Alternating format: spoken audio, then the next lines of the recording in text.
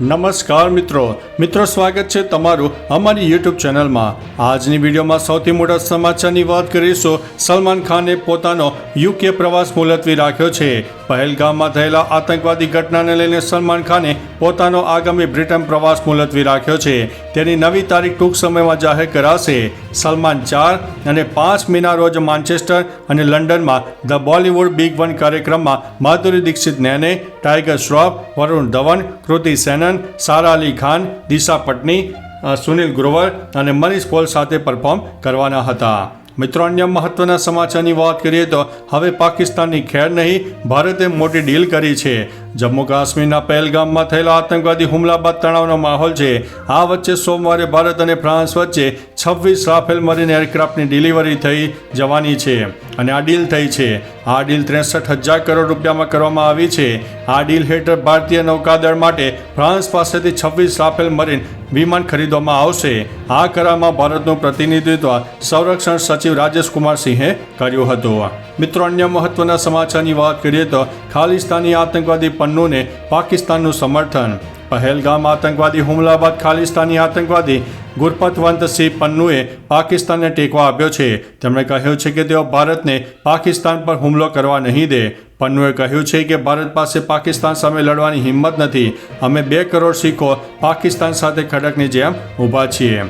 મિત્રો, અન્ય મહત્વના સમાચારની વાત કરીએ તો ગુજરાતીઓ માટે નવી આગાહી। ગુજરાતીએ વધી ગરમી સહન કરવાનો વારો આવવાનો છે।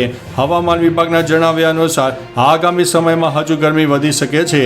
આવનારા 2 દિવસમાં સૌરાષ્ટ્ર અને કચ્છમાં હીટવેવની આગાહી કરવામાં આવી છે। 2 દિવસ માટે કચ્છ, મોરબી, સુરેન્દ્રનગર, રાજકોટમાં યલો એલર્ટ અપાયું છે। બીજી તરફ રાજ્યમાં સૌથી વધુ તાપમાન કંડલામાં 45.6 ડિગ્રી નોંધાયું છે। રાજકોટમાં 44.4 અને સુરેન્દ્રનગરમાં 44.3 ડિગ્રી નોંધાઈ ગયું છે। મિત્રો, અન્ય મહત્વના સમાચારની વાત કરીએ તો કરોડો વર્ષ જૂના પથ્થરો અને જ્વાળામુખીઓનો અભ્યાસ।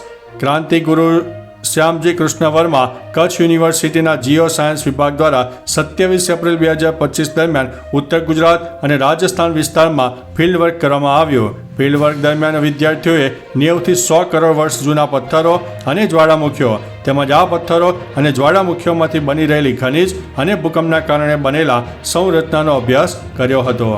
મિત્રો, અન્ય મહત્વના સમાચારની વાત કરીએ તો પહેલગામ હુમલા પર કોંગ્રેસના નેતાઓના નિવેદનોથી રાહુલ ગાંધી નારાજ। પહેલગામ હુમલા પર કોંગ્રેસના નેતાના નિવેદનથી રાહુલ ગાંધી નારાજ થયા છે।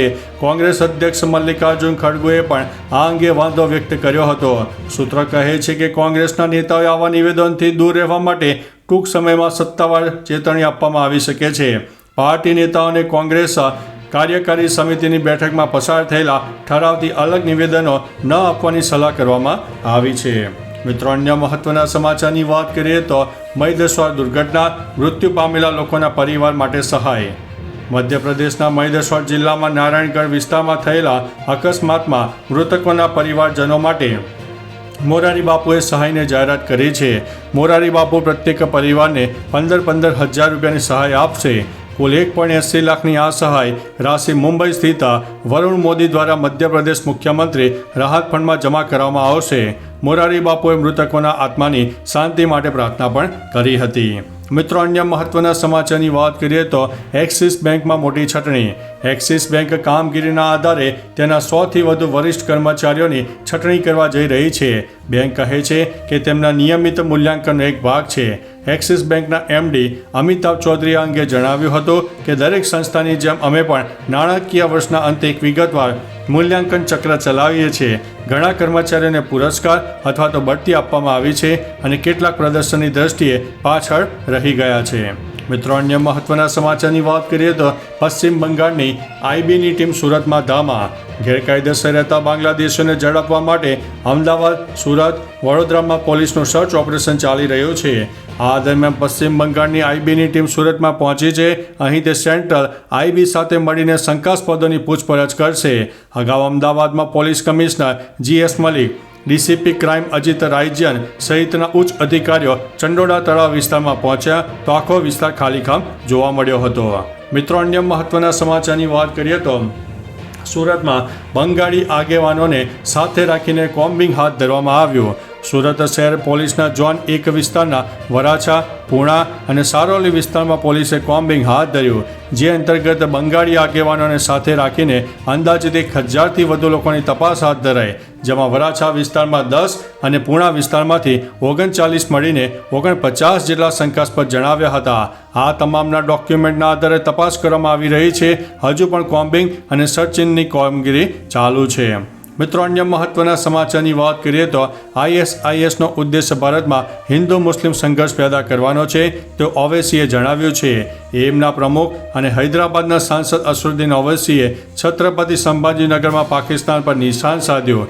તેમણે કહ્યું કે ભલે તે પાકિસ્તાનની ગુપ્તચર એજન્સી ISI હોય, આતંકવાદી સંગઠન ISIS હોય કે પાકિસ્તાનની કોઈ પણ સંસ્થા હોય, તે બધા ભારતમાં હિન્દુઓ અને મુસ્લિમો વચ્ચે ઝઘડા કરવા માગે છે. આતંકવાદીઓ ઈચ્છતા હતા કે કોઈ પણ બિન મુસ્લિમ કાશ્મીરમાં ન આવી શકે. મિત્રો, અન્ય મહત્વના સમાચારની વાત કરીએ તો જમ્મુ કાશ્મીરના રાજૌરીમાં 4 શંકાસ્પદ લોકો જોવા મળ્યા છે. જમ્મુ અને કાશ્મીરના પહેલગામમાં થયેલા આતંકવાદી હુમલા બાદ સુરક્ષા દળોએ આતંકવાદીઓને પકડવા માટે મોટા પાયે સર્ચ ઓપરેશન શરૂ કર્યા છે. દરમિયાન રાજૌરી જિલ્લાના સુંદરબની સેક્ટરમાં 4 શંકાસ્પદ વ્યક્તિઓ જોવા મળ્યા બાદ સર્ચ ઓપરેશન ચાલી રહ્યું છે. સુરક્ષા એજન્સીઓ અને સેનાના જવાનો શંકાસ્પદોને પકડવા અને વિસ્તારમાં સુરક્ષા સુનિશ્ચિત કરવા માટે વિસ્તારમાં શોધખોળ ચલાવી રહ્યા છે.